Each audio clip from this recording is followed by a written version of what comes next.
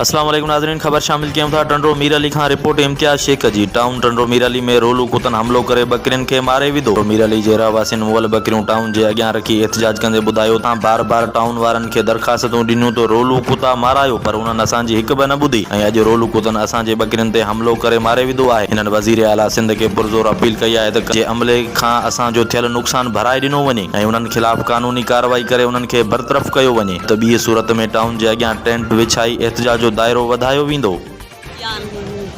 एतरा कुतान ॻोठ जा ॿ टे चक्कर दोस्तनि ॿियनि टिनि सभिनी चयो आहे टाउन कमेटी खे दवा कुता ही आहिनि रोलू अची मारनि था, इन्हनि खे मारियो। को नथा कुकुड़ छॾनि, को नथा टींडो छॾनि, घरनि मां खयूं था वञनि। एतिरो वेल नुक़सानु कयो अथनि। होॾे हमराह खे खाधऊं, मला फ़क़ीर खे खाधऊं, कुतनि खाधो। पोइ टाउन कमेटी वारनि खे असांखे घणा ई चक्कर सभिनी दोस्तनि चयो आहे कुता मारायो, कुता मारियो, कुता मारियो।